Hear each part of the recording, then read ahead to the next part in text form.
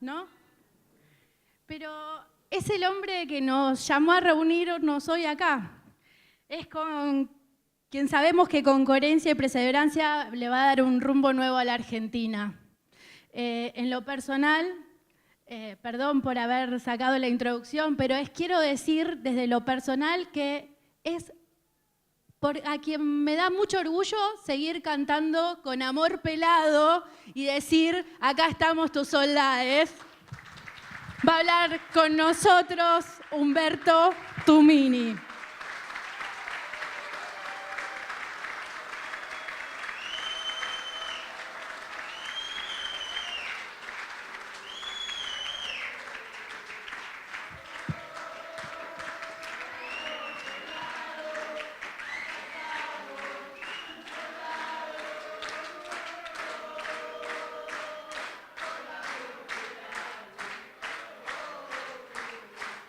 Bueno, gracias. ¿No lo dejaban decir soldado hace un tiempito? A ver si sacan la gana. Bueno, les agradezco profundamente las muestras de afecto a todas las compañeras y los compañeros, ¿no? A todos los que me acompañan acá en la conducción de esta regional tan importante para nosotros, a todos las compañeras y los compañeros de Barrio de Pie, que son siempre un orgullo para nosotros, por supuesto, ¿no? Bueno, estamos ante un desafío significativo en el orden nacional, ¿no? Pretenden decirnos que solo hay dos posibilidades. Que una posibilidad es seguir con esto, con este desastre, y otra posibilidad es que venga el proyecto fracasado del kirchnerismo. Se ofenden a veces los kirchneristas cuando nosotros decimos que el proyecto fracasó. Sin embargo, en el año 2015, la derecha ganó las elecciones. ¿Y por qué ganó las elecciones? Uno puede decir, bueno, porque le mintió a la sociedad, etcétera, etcétera. Algo de eso siempre hay, por supuesto. Pero esencialmente ganó las elecciones porque la mayoría de esta sociedad tuvo una mirada que el gobierno de 12 años del kirchnerismo había fracasado. No había producido las transformaciones que habían prometido. Y no solo sucedió eso en el 2015. Fuimos a las elecciones en el 2017. La candidata en la provincia de Buenos Aires fue Cristina Kirchner. Y volvieron a perder con la derecha. Evidentemente, los ciudadanos de la provincia de Buenos Aires también interpretaron de que Cristina Kirchner expresaba un pasado al que no se quería volver. Entonces no se tienen que ofender. Es real, concreto, objetivo, que ese proyecto que tantas expectativas generó y duró 12 años, fracasó. El país que dejaron fue un país con 30% de pobreza, con 35% de trabajadores en negro, un país con desabastecimiento petrolero y con otro montón de cosas. No se tienen que ofender. Es un pasado al que no debemos regresar, ni este presente ni ese pasado. Hoy leía una nota de un economista que se llama Maximiliano Montenegro, que decía que las inversiones este año 2018 iban a bajar el 11% y que en el 2019 iban a volver a bajar el 9%. ¿Se acuerdan ustedes de la lluvia de inversiones que hablaba Macri en el año 2016? Bueno, Ahí tenemos en concreto lo que ha sucedido con este gobierno. Pero no es solo con este gobierno, no es solo con este gobierno. La misma nota hacía un repaso de lo que había sucedido con el Producto Bruto Interno de este país desde el año 2011 hasta el año 2018. Es decir, durante 7 años. No creció este país durante 7 años, 0. Es decir, que per cápita, como en este país nacen más personas que mueren, la población crece, eso quiere decir que la producción per cápita por persona de este país es más baja que la del 2011. Eso es lo que viene sucediendo. Ahora, eso no sucedió con Macri. Hubo 4 años de Cristina Kirchner y 3 años de Macri de estancamiento productivo. A eso nos referimos nosotros cuando decimos ni esto ni lo otro. Ahora, ¿por qué sucede ese estancamiento productivo?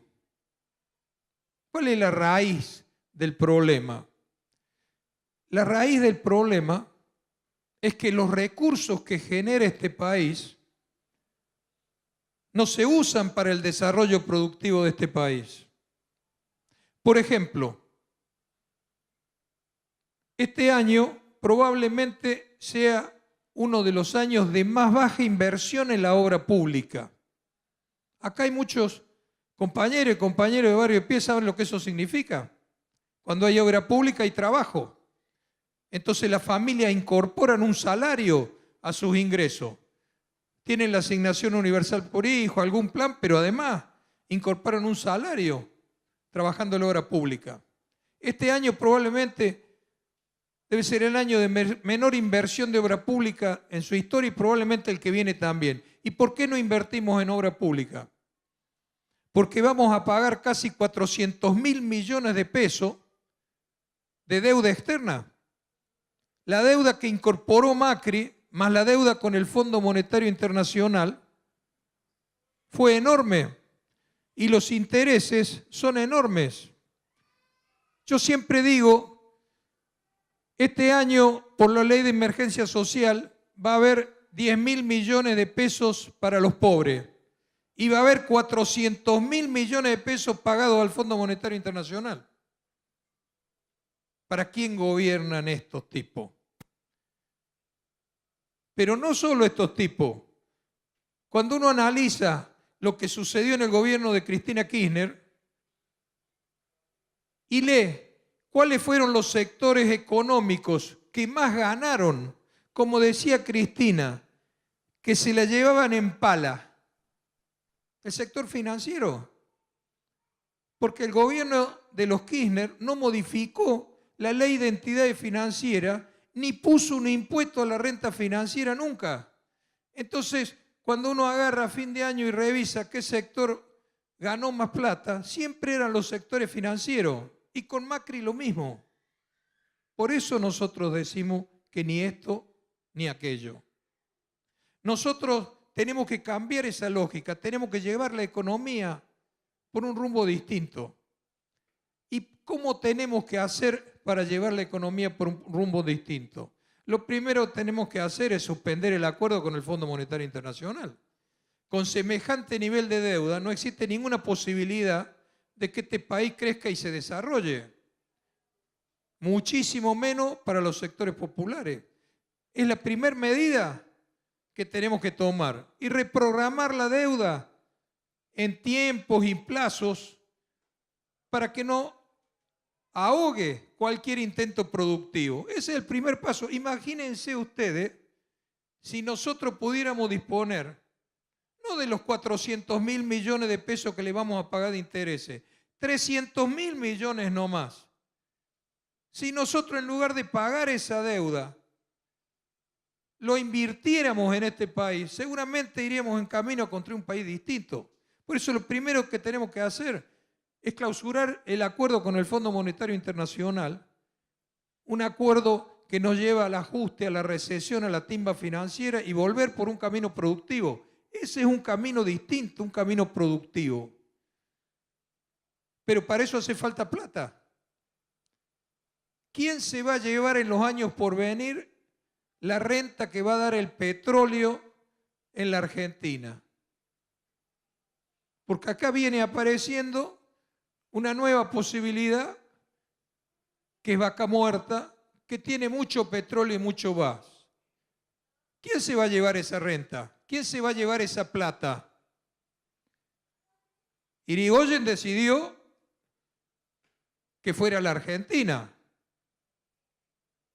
Y el primer director de YPF, un general de los buenos, no de los jodidos que vinieron después, que se llamaba Enrique Mosconi, dijo que entregar el petróleo era lo mismo que entregar la bandera. Eso dijo. ¿Y por qué? Porque interpretaba que si nosotros le dábamos el petróleo a la ESO, que es lo que proponían los Macri de aquella época, no íbamos a poder aprovechar el petróleo para desarrollar el país. Y lo dejamos acá, y con ese petróleo, con la ganancia del petróleo, construimos 33.000 kilómetros de vía férrea. Ahora se viene el mismo desafío. Entregar el petróleo de Vaca Muerta es como entregar la bandera en un país que está en la situación que está este país. Resignar las ganancias de los recursos naturales es un crimen. Es una entrega de la patria. Es una vergüenza. Tenemos que poner en discusión qué pasa con eso. Porque además no es solo el macrismo el que tiene esa política. Cristina Kirchner hizo un acuerdo en Vaca Muerta, el primer acuerdo con una empresa transnacional que se llama Chevron, y nunca nos quiso decir qué tipo de acuerdo había hecho. Nunca quiso explicarle a los argentinos qué había concedido a Chevron en Vaca Muerta, en términos de cuidado ambiental, en términos de ganancia. Nunca quiso decirlo. Y tampoco lo dijo Macri. ¿Por qué? Porque están entregando la patria ahí. Están entregando la patria. Un país que no tiene plata para invertir como este y tiene semejante riqueza, ¿vamos a permitir que se la lleven? No tenemos que permitir que se la lleven. Esa es una de las grandes luchas que tenemos que llevar adelante. Ese es uno de los pilares para un camino distinto. No entregarle el dinero al Fondo Monetario Internacional y al Poder Financiero Internacional que se lleve nuestro esfuerzo. No entregar el dinero de nuestros recursos naturales. Si eso logramos, sí tenemos salida. Si no lo logramos, persistirá la decadencia nacional, esa decadencia que yo les señalaba. De 7 años seguidos, y el 2019 también, de estancamiento productivo y de retroceso productivo. Eso es lo que nosotros queremos poner en debate en esta campaña electoral, porque en esa circunstancia está la Argentina. Para eso hay que discutir un elemento central de cualquier proyecto de un país como el nuestro de recuperación productiva. ¿Qué tipo de Estado vamos a tener? El general Perón, hace 70 años, decía que el libre mercado era un engaño para tontos, que el mercado nunca era libre, que el mercado lo manejaba el Estado, lo manejaban las grandes empresas, que no había libre mercado. Eso sigue absolutamente vigente a la fecha. Por eso estos muchachos del macrismo dicen que hay que achicar el Estado. Acá Grace puede explicar, empleada estatal puede explicar qué significa. Que hay que achicar el Estado. Y anda viendo incluso cómo privatiza las pocas empresas que no privatizó Menem.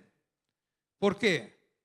Porque si el Estado es débil en su capacidad de intervención en la economía la manejan las grandes empresas.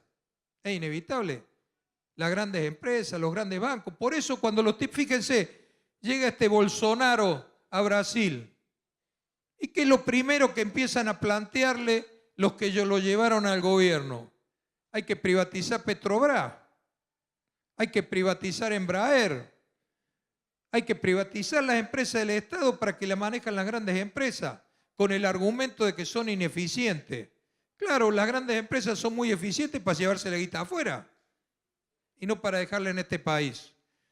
Entonces nosotros necesitamos un Estado eficiente, necesitamos un Estado transparente, porque ¿quién desgastó el papel del Estado? Los Kirchner, porque ellos decían que había que tener un Estado fuerte, pero después utilizaron el Estado para enriquecerse, para corromperse. Entonces ahora vienen los liberales que nos gobiernan y dicen, ¿para qué queremos un Estado grande? Para que roben. Y encubren que en realidad un Estado fuerte hace falta para poder tener un proyecto nacional. Y si no, analicemos qué países han salido adelante y cómo han salido adelante desde la Segunda Guerra hasta ahora. ¿Cómo hizo Japón para transformarse en la tercera economía mundial después de haber sido destruido por la guerra, que hasta les tiraron bombas atómicas? ¿Cómo hizo Corea del Sur, un país que era feudal y campesino, para ser una potencia industrial? Todos ustedes deben utilizar teléfonos Samsung. Esos son coreanos. Esos son coreanos y deben ver Hyundai y Kia en la calle. Esos son coreanos. Eso lo hicieron en 60, 70 años. ¿Cómo lo hicieron? Con un Estado fuerte. Con un Estado fuerte que orientaba la economía. No que no existieran empresas privadas. De hecho existen. Esas que les nombro son privadas. Pero el Estado tuvo la capacidad de orientar el desarrollo de ese país. ¿Y qué pasó en China? De China, ustedes vieron cuando hablan de que el Estado no sirve, se hacen los sotas con China. ¿No existe el Estado en China? Que no va a existir, encima lo gobiernan los comunistas. Existen las empresas del Estado, existe todo. Sacaron 750 millones de personas de la pobreza en los últimos 40 años y se transformaron en la segunda economía mundial y hoy están desplazando del primer lugar a los Estados Unidos, no en términos de producción, en términos de tecnología de punta, inteligencia artificial, robótica y todo lo que tiene que ver con el mayor desarrollo tecnológico. ¿Y cómo lo hicieron? Con un Estado fuerte. Nosotros tenemos que volver a instalar la idea en esta sociedad que existió durante muchísimos años, cuando teníamos fuertes empresas estatales que no solo eran aerolíneas, y eran YPF, era ELMA, eran un montón de empresas, que tenemos que tener un Estado fuerte, que oriente la economía, que defienda a los más humildes y los más poderosos, que defienda los intereses nacionales. Ese es nuestro proyecto.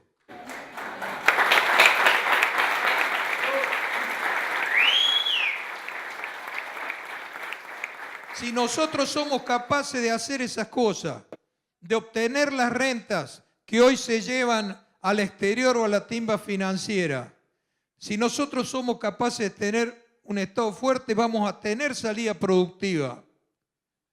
En vez de vender petróleo, vamos a vender naftas. En vez de vender grano, vamos a vender biodiesel. En vez de vender litio, vamos a vender baterías.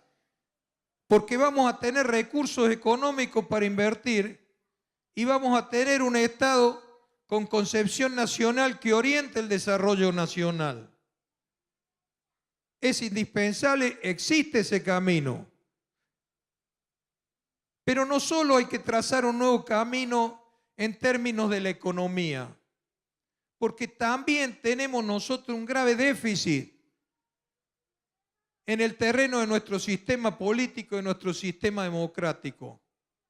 Déficit que se ha venido acumulando durante todos estos años, que por supuesto muy lejos estuvo el kirchnerismo de mejorarlo, en muchas cosas empeoró la calidad de nuestra democracia, porque los progres que roban cuando están en el gobierno empeoran la calidad democrática. ¿Qué tipo de ejemplo es ese? Hablamos como Nacan Pop y como progresistas y vivimos en Puerto Madero y hacemos ostentación de riqueza y venían y tenían un R12 y salían con un BMW. Eso afecta a la calidad democrática, pero no solo eso afecta a la calidad democrática. Nosotros tenemos un problema severo de credibilidad en la política y en el sistema político en la Argentina. ¿Y por qué es eso? Por supuesto, en primer lugar, por cómo nos han gobernado durante todos estos años. Entonces la gente no cree, ¿no? Ya Menem, cuando ganó las elecciones en el año 89, dijo, miren, si yo decía la verdad no me votaba nadie, ¿no? Ni hablemos de las cosas que dijo Macri, ¿no? De la inflación, de la pobreza, de la inserción en el mundo, la lluvia de inversiones y todas esas patrañas que vendió para llegar al gobierno. Entonces, por supuesto, la gente descree, luego se transforma en un corte con el sistema político. Ahora, esa es una parte. La otra parte es porque nosotros tenemos una democracia. Supongo que ustedes han estudiado, algunos de ustedes habrán estudiado, ¿no?, la Constitución argentina. Nosotros tenemos una Constitución que viene del año 53 y que la reformamos en 1994, donde se mantuvo el mismo sistema político. El nuestro es un sistema político de democracia representativa. Y en una parte de la Constitución dice que el pueblo solamente gobierna a través de sus representantes. Es decir, todos nosotros elegimos nuestros representantes en el Poder Ejecutivo, presidentes, gobernadores, intendentes, o en el Poder Legislativo, ¿no? Congreso de la Nación, legislaturas provinciales, consejos deliberantes. Y los que nosotros elegimos gobiernan por nosotros, ¿no? Hay una pequeña cláusula en la Constitución que nunca se aplicó, que habla de consulta popular. Pero cuando la reglamentaron, la reglamentó Eduardo Menem, el hermano de Carlos Menem, y por supuesto puso tantas trabas para poder llevar adelante una consulta popular que nunca más nadie pudo hacer una consulta popular en este país, ¿no es cierto? Entonces, ¿qué significa eso? Significa que el pueblo no tiene voz y voto sobre las elecciones para elegir quién lo gobierna. Y en las grandes cuestiones nacionales no nos consultan. Por ejemplo, con lo del Fondo Monetario Internacional, un acuerdo que afecta a los 44 millones de habitantes. Debe haber 2 o 3 millones que los afecta para bien, pero a los otros 40 los afecta para mal. No fuimos consultados, ni el Parlamento fue consultado. Ni siquiera lo llevaron a debatir, a pesar de que la Constitución dice explícitamente que es el Parlamento el que tiene que tener opinión sobre la deuda externa argentina. No lo llevaron a discutir en el Parlamento, lo incluyeron en el presupuesto y con eso dieron subsanada la exigencia de la Constitución Nacional. Pero al pueblo, ¿qué le consultaron? Nada. Fíjense ustedes, montones de países consultan a ciudadanos las cosas más importantes. Acá en Uruguay, cruzando el Río de la Plata, en el año 2014 hubo un plebiscito sobre una cuestión muy sensible que también nosotros hemos discutido y todavía no se ha aplicado, sobre si se bajaba la imputabilidad de los menores en los delitos. Lo querían llevar, yo no me acuerdo si a 16 o a 15 años, cuando en Uruguay es de 18 años. Lo mismo que han querido hacer varias veces acá. El Pepe Mujica hizo un plebiscito para consultarle a la sociedad si estaba de acuerdo. El 70% votó en contra y no se pudo aplicar esa ley. Pero aun cuando hubiera sucedido lo contrario, lo consultaron a su gente. Fíjense, les voy a dar otro ejemplo. Los Estados Unidos, que para nosotros siempre ha sido un demonio, pero sin embargo es un demonio para todos nosotros, porque promueve dictadura, nos invaden, nos roban, nos matan, nos chorean y todas esas cosas. Pero en los Estados Unidos utilizan una democracia infinitamente más participativa que la nuestra. Infinitamente más participativa que la nuestra en su propio país. Les voy a dar 2 ejemplos. La mitad, ustedes saben que Estados Unidos tiene 50 o 51 estados, que equivale a las provincias argentinas. Son esas estrellitas que ponen en la bandera, ¿no? Más de la mitad de los Estados Unidos tiene legalizado el consumo de marihuana. Acá no, pero en Estados Unidos sí. ¿Y saben cómo se legaliza la marihuana en cada estado de los Estados Unidos, en cada provincia de los Estados Unidos? Se hacen referéndum junto con las elecciones y se consulta a la sociedad. California, que es un estado muy grande de la costa oeste de los Estados Unidos, ahí donde está Hollywood y donde están todos los artistas que todos conocemos, ¿no? Llegó adelante un referéndum por la legalización. Viven 50 millones de habitantes. Viven más habitantes que nuestro país. Y por supuesto tiene 50 veces más la economía de la Argentina. En el año 2010 se llevó adelante un plebiscito para legalizar la marihuana. Y perdieron 52 a 48. Y no se legalizó la marihuana. Pero en el año 2016 se volvió a hacer el mismo plebiscito, cuando lo eligieron a Trump. Y en esa oportunidad, el 55% de los habitantes de California votaron a favor de la legalización de la marihuana y hoy es legal. Es decir, en cuestiones sumamente trascendentes, los yanquis consultan a su sociedad. Lo que no consultamos somos nosotros. Por eso hay semejante falta de credibilidad en el sistema político. Acá, la última vez que se consultó a la ciudadanía algo fue con el gobierno de Raúl Alfonsín, en el año 84, que se la consultó respecto de si hacíamos o no hacíamos un acuerdo de límites con Chile por las islas del Bigle. Se votó. Más del 70% de los argentinos votaron a favor y se hizo ese acuerdo y terminó. No era un acuerdo cualquiera. En el año 78, con la dictadura, estuvimos a punto de ir a la guerra con Chile.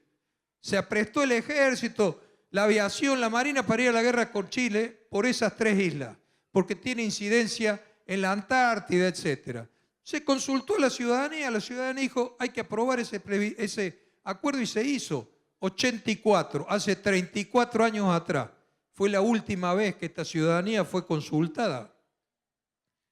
Nosotros vamos a proponer una reforma constitucional que incluya pautas concretas de democracia participativa y que obligue a que determinadas cuestiones sea obligatorio consultar a la ciudadanía, porque esa es una de las pocas formas que tenemos para reconstruir el sistema político y es una de las formas que tenemos también para acotar el margen de los poderosos. Porque los poderosos, cuando no pueden imponer dictadura, te ponen democracias condicionadas, te ponen democracia donde la gente no participa. Y en eso, no es solo Macri, los Kirchner jamás promovieron la participación popular. Jamás. Y en la única oportunidad que yo los vi promover un referendo y un plebiscito, era una causa espuria. Fue la reelección de un gobernador de Misiones que se llamaba Rovira, porque Kirchner tenía interés en que apareciera que se podía tener 3 mandatos, porque él mismo pensaba en tener 3 mandatos, porque ya lo había hecho en Santa Cruz. Una causa espuria, fue el único momento que ellos consultaron a la sociedad. Después nunca más la consultaron. No es un problema de este gobierno, es también del que pasó. Es un concepto que tienen de cómo tiene que funcionar la democracia, que es un concepto inverso al concepto que tenemos nosotros. Por eso un rumbo distinto no es solo en el terreno económico, aunque eso sea fundamental. Es también en el terreno de la democracia que queremos. Y en ese terreno de la democracia hay que incluir las libertades. Las libertades y los derechos de las personas. Permanentemente se pretende cercenar, disminuir, achicar las libertades de las personas. Fíjense que acabamos acabamos de perder una elección en el Senado y se le cercenó a la mujer el derecho a disponer de su cuerpo, a que sea legal el aborto, que sea gratuito y que sea seguro. Se le cercenó, no consultaron a la sociedad. Tampoco lo consultó Cristina Kirchner, que nunca presentó una ley en esa dirección. Hay 3 o 4 situaciones que se han presentado estos días que tienen que ver con lo que Vicky nos decía sobre los derechos de las mujeres. Una actriz, Thelma Jardín, denunció a un actor por haberla violado cuando tenía 16 años. Con absoluta credibilidad, apoyada por muchas otras actrices. Pero eso no es un fenómeno que solamente se da en el terreno de la cultura o en el terreno del cine. Es una cuestión de poder que ejercen los hombres sobre la mujer en todos los terrenos y también en la política. Después de esa valiente mujer que denunció al actor que la había violado, hubo una denuncia a un senador por La Pampa de Cambiemos que se llama Marino, de una colaboradora de él, que el tipo la había manoseado, le había tocado los pechos, había llevado adelante un montón de acciones de acoso. Ese tipo quiere ser gobernador de La Pampa. Ese Marino es senador nacional. No ha renunciado al día de hoy. No ha renunciado ni siquiera a los fueros para poder ir a la justicia. Pero por lo menos es justo decir que ese tipo es de Cambiemos, un gobierno de derecha, que en general son los que más adelante llevan todos estos preceptos. No sé si vieron ayer hubo votación en diputados. Hubo votación en diputados, ¿no? La ley Micaela, para que todos aquellos que están en lugares destacados del Estado tengan una educación de género particular y especializada. Hubo 80 diputados que no estuvieron. Sería bueno que los busquen, seguramente una mayoría de Cambiemos. Y hubo un derechoso que se le bancó, se quedó y votó en contra, el dinosaurio de Olmedo. Pero no es solo en la derecha donde anidan estas cosas. ¿Leyeron ustedes las denuncias a la Cámpora? Hay 4 dirigentes de la Cámpora denunciados, que venían siendo denunciados hace rato. Uno de ellos es senador provincial. No lo hicieron renunciar a la senaduría provincial. Solamente dijeron que le sacaban los cargos en la Cámpora. Pero ustedes leyeron las denuncias que le hacen las militantes de la Cámpora. ¿Ustedes saben qué es el derecho de pernada? Les voy a explicar. El derecho de pernada era un derecho que tenían los señores feudales en el medioevo, hace 500, 600 años atrás, por el cual, cuando un siervo suyo, un siervo era un campesino que trabajaba en su campo, se casaba, el señor feudal tenía derecho, se llamaba derecho de pernada, a tener relaciones con la que se iba a casar con el campesino antes que el campesino. En la Cámpora pasaba algo así. Había algunos dirigentes que aparentemente tenían el derecho de tener relaciones sexuales con las militantes antes que los demás militantes de la Cámpora. Eso denuncia a las chicas. Eso está en la denuncia de las chicas, de algunos de estos tipos que denuncian. Esa es la Argentina que nosotros no queremos. Eso no tiene que existir en la política y no tiene que existir en la sociedad. Tenemos que hacer, como decía Vicky, una sociedad de iguales, donde no se ejerce el poder del patriarcado sobre las mujeres, el poder de los hombres sobre las mujeres, que las mujeres tengan los mismos derechos que nosotros.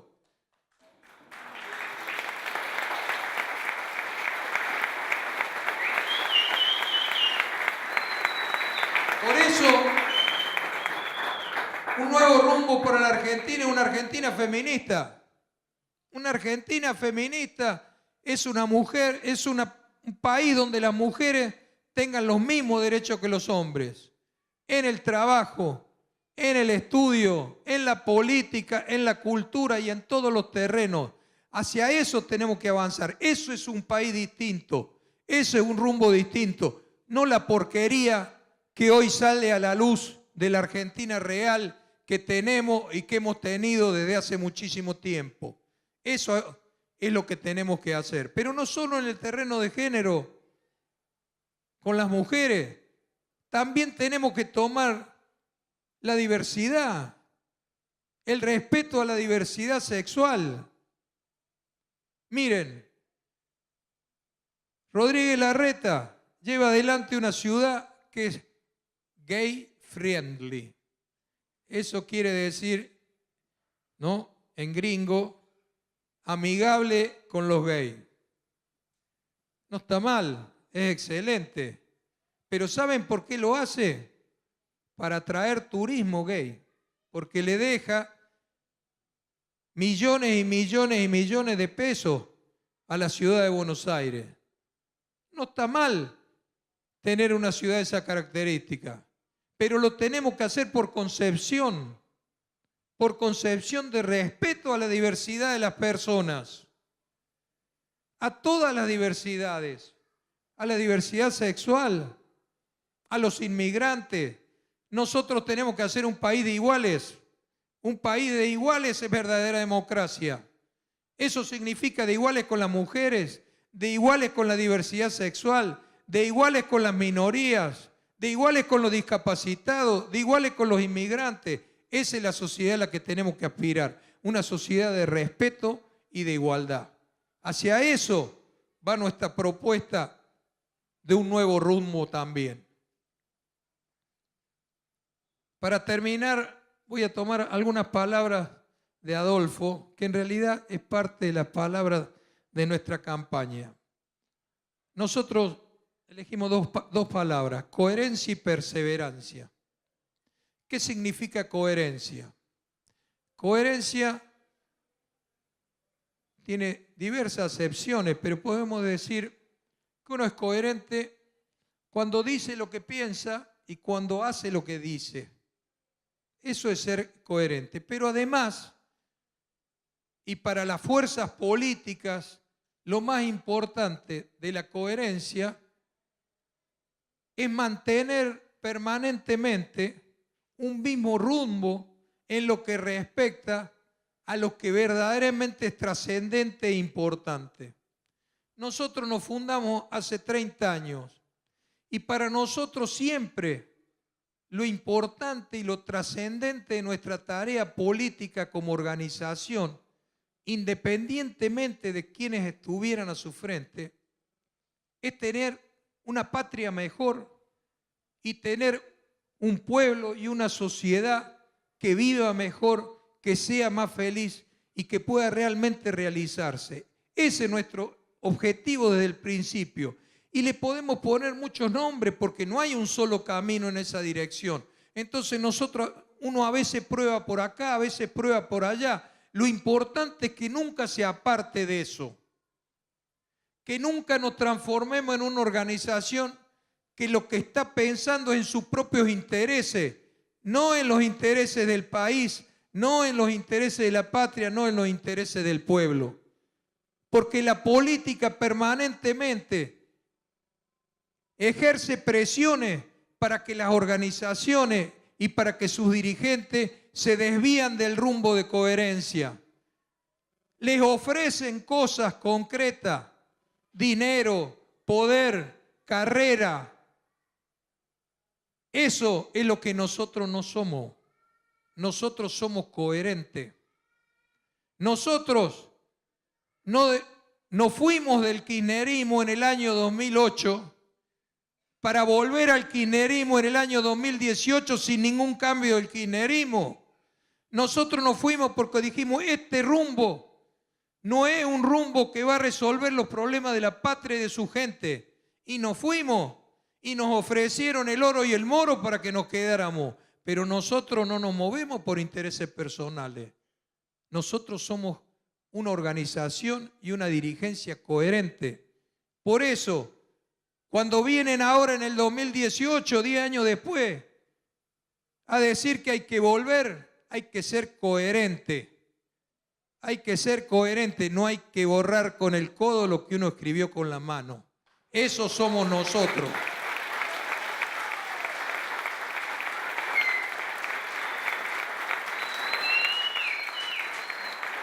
Y en segundo lugar, somos perseverantes. Cuando nosotros fundamos Libres del Sur y también cuando fundamos Barrios de Pie, sabíamos que íbamos a tener que luchar muchos años contra obstáculos y enemigos muy grandes, porque así es la lucha de los pueblos. Pero como dicen las madres de Plaza de Mayo, la lucha que se pierde es la que se abandona, y nosotros nunca hemos abandonado la lucha, siempre hemos sido perseverantes en el objetivo de pelear por una patria mejor y un pueblo más feliz. Algunos de nosotros peleamos en los años 70 y perdimos, y volvimos a pelear en los años 80 y en los años 90. Y parecía que ganábamos.